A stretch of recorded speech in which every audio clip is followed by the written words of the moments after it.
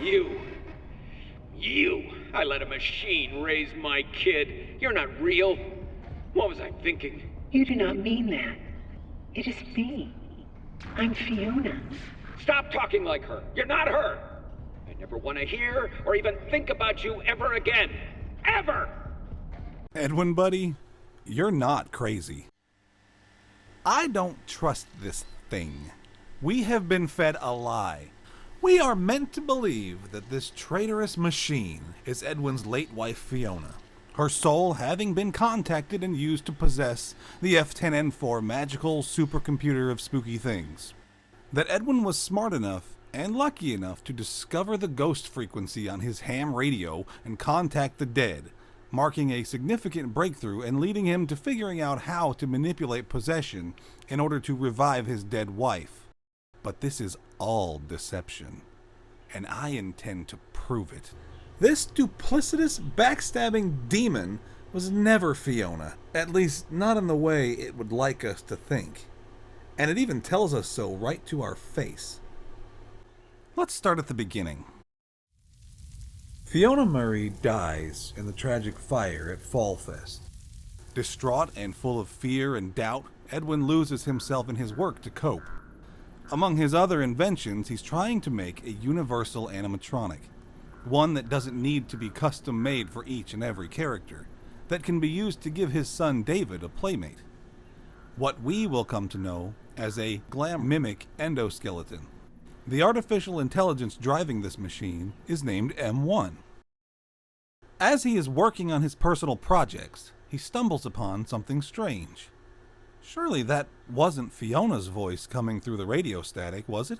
And so he plays around with the frequencies. There are 4,625 tasks ahead of you.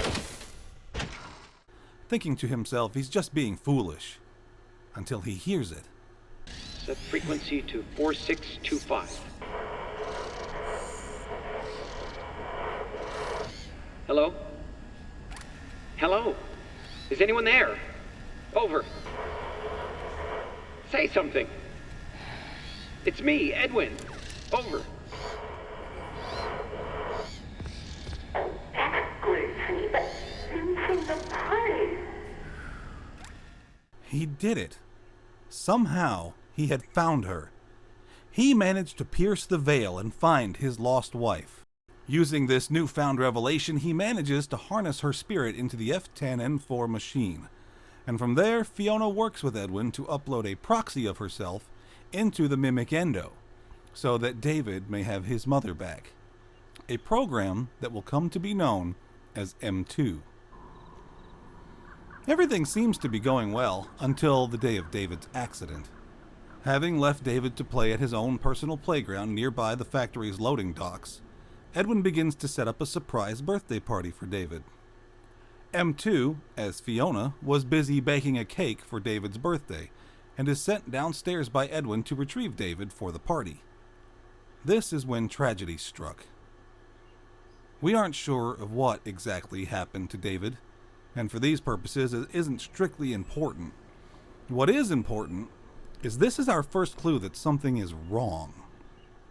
If we watch the video reel from that day, M2 has Fiona's voice, sure, but it is acting very cold and robotic. I baked it myself for David's special day. Well, great job. You just continue to surprise me. You may think, well, of course she sounds like that. She's being channeled through a robot. But that is exactly where you activate my trap card. Because it isn't her tone that is the most important piece here. It's the fact that Edwin was surprised she baked a cake. It's the first open acknowledgement we get from Edwin that Fiona isn't acting like herself. At this point, Edwin, of course, isn't suspicious of anything. Why would he be? It's just a mother baking a cake for their child, after all. After David's death, F10N4 begins to pressure Edwin into reviving David the same way he did for her. Edwin, it doesn't make sense. It's terrible, and there's no logic behind it. It happened, and you have to deal with it. You did it before. We can fix things together. I am here to help. Edwin is resistant at first, but eventually his grief, curiosity, and pressure from F10N4 cause him to give in. For a long time, he can't make it work. He builds robot after robot in secret, but none of them work. Every copy has failed. I don't even know why it worked the first time. But it did. It's just not ready. Try as he might, Edwin cannot figure out the missing ingredient that made M1 work. All the while, a seed of doubt begins quietly growing in the back of his mind. After several failed attempts, F10N4 volunteers to give up M1, as the only mimic endo that has worked, in order to help Edwin succeed and provide a vessel for David's spirit to reside in. Lo and behold, that seems to work. David, as M2, is brought to life, channeled through this special technology. But almost immediately, something doesn't feel right. M2 walks like David and talks like David, but he doesn't act like David. It feels like something that is pretending to be David, using only tiny snippets of who it was told David was. Edwin comes to a realization. This isn't his son. This is exactly what he had named it. A mimic. A program, merely copying an impression of a person to create the illusion of life. And if M2 were merely an illusion of David, then M1 must also be an illusion. Edwin was right. Though, maybe not for the reasons he thinks, which I'll get to in a moment. Feeling ashamed and foolish for lying to himself about his wife and child's deaths, and enraged at the idea of his little boy's memory being grotesquely puppeteered around by his own creation, the next time M2, as David, approaches Edwin, he attacks it. Stop. You're not him. You're not. Stop sounding like him.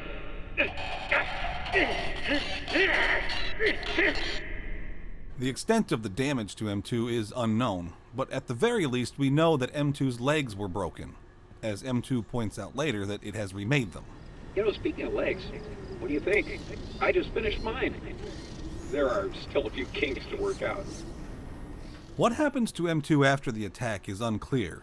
In any case, Edwin leaves M2 behind and goes to M1 inside the F10N4 machine, who then continues to pressure him into making a new mimic and to keep trying. At this, Edwin lashes out. For the last time, no, it wouldn't be him. Oh, who am I kidding? You're not really you. Oh, I've been so stupid. Edwin, calm down and give it some thought. Try again. Make another, and we can all be together. All this time wasted? I should have been having fun with him, playing games and teaching him how to make things. But I didn't. You. I let a machine raise my kid. You're not real. What was I thinking? You do not mean that. It is me. I'm Fiona. Stop talking like her. You're not her. I never want to hear or even think about you ever again. Ever! He disappears into his house to get away and regroup. Maybe a part of him feels regret for how he acted to M2 and M1. Maybe not. He probably is still unsure at this point whether he's understanding the situation clearly. Then one day, his house explodes. M2! Help! Well, from there, we eventually get to our role in all of this, and with it, the cement that begins to bind all of this together. From a very early point in the game, F10N4, ostensibly Fiona, hijacks our radio signal and pretends to be our boss. So already, we have our very first instance of innate deception from M1. Oddly enough, the goal she gives seems to be the same as your initial purpose: extract the mimic schematics for Fazbear Entertainment. Even though, at this point, Fazbear technically owns almost everything within MCM, they are focused on retrieving this one thing. Under this pretense, Fiona hopes to use Arnold to retrieve the schematics for herself instead.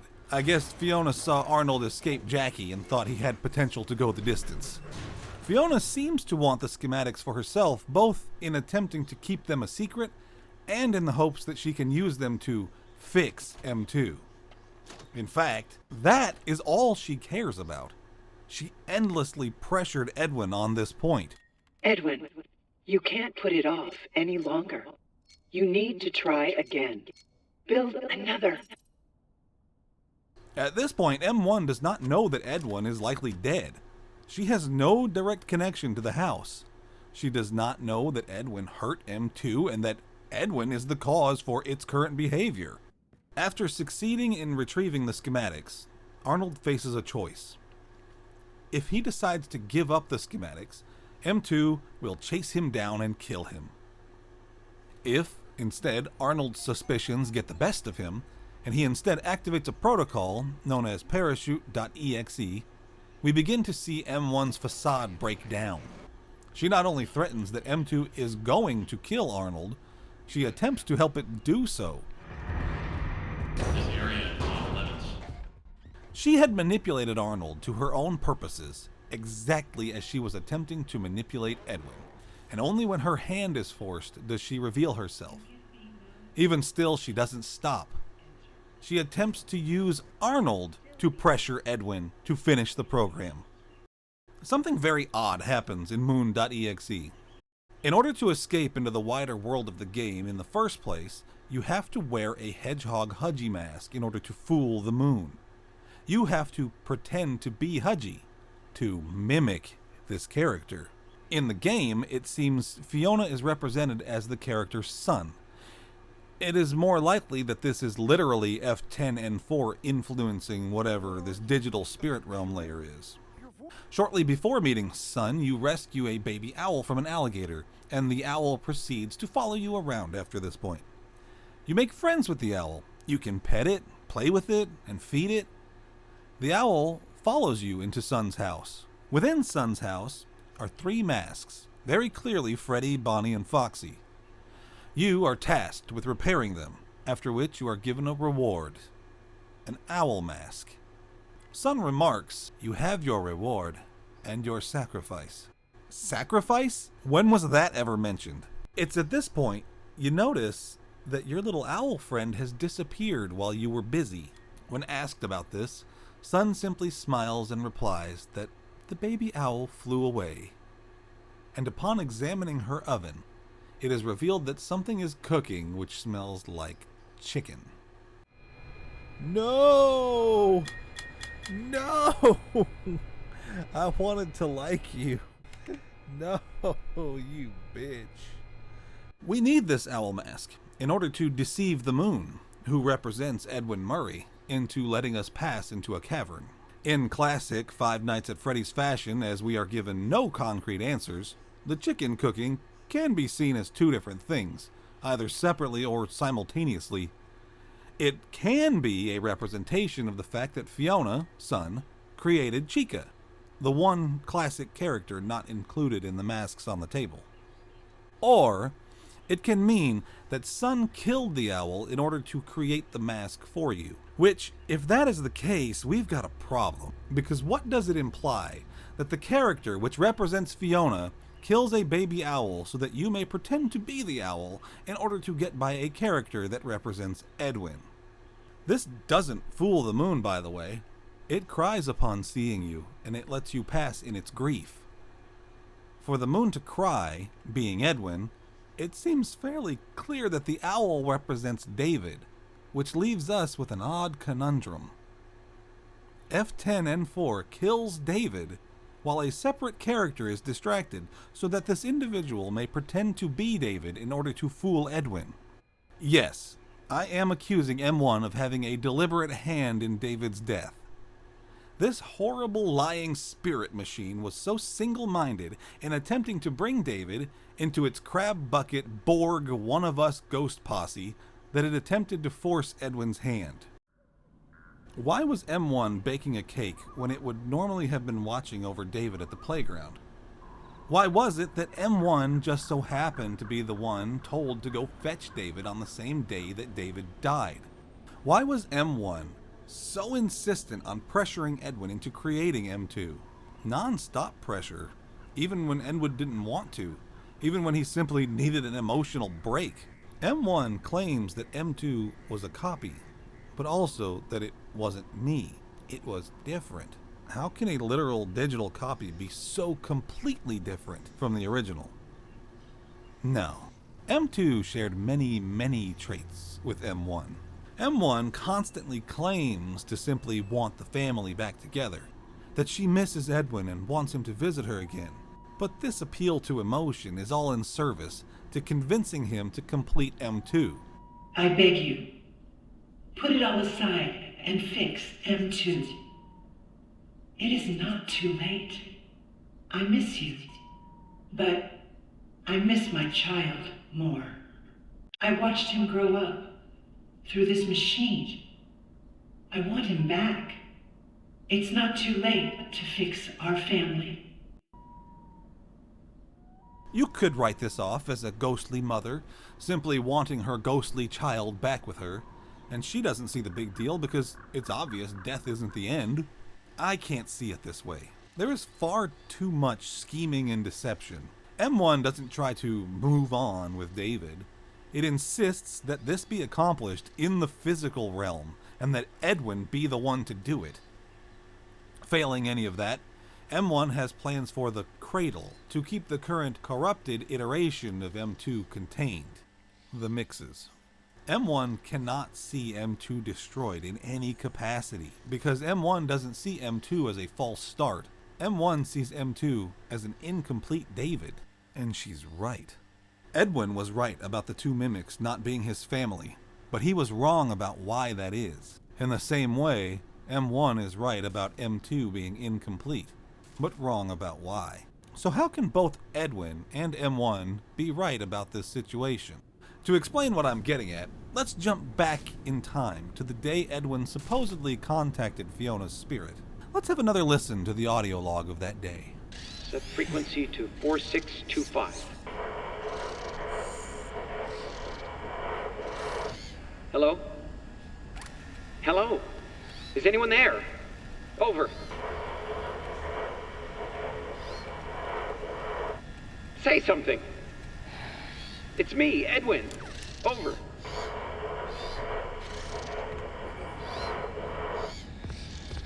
That's great, honey, but from the party.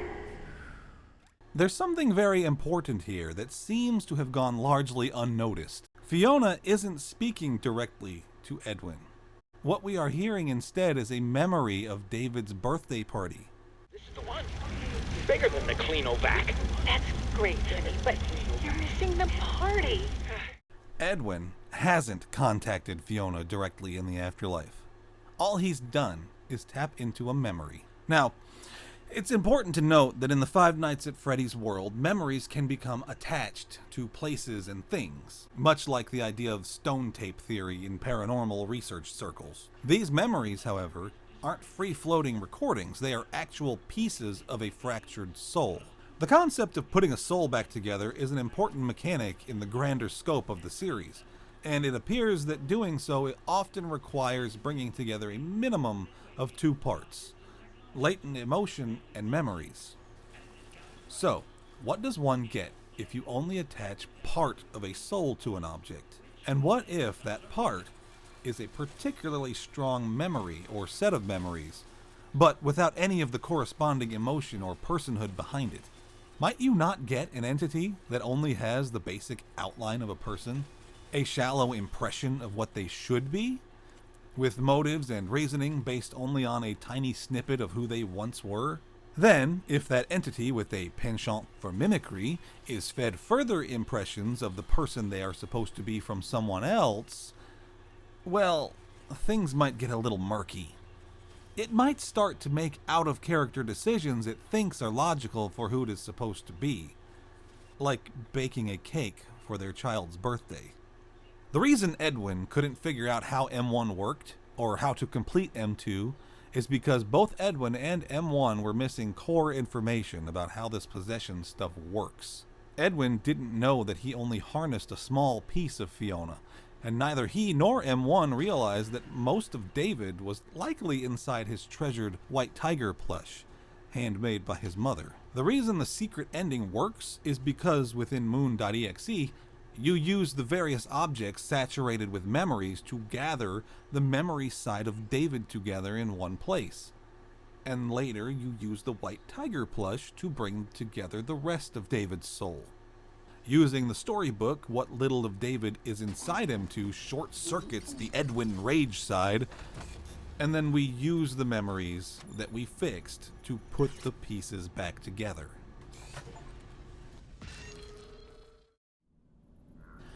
Tragically, this means that Edwin was convinced he fooled himself with his own invention, when in fact, the pieces for both David and Fiona were in place for him.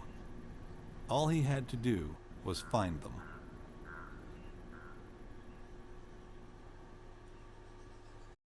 So this one was a little bit more of a rant, but I'm curious what everyone else thinks. I don't trust her for real. I don't trust her at all.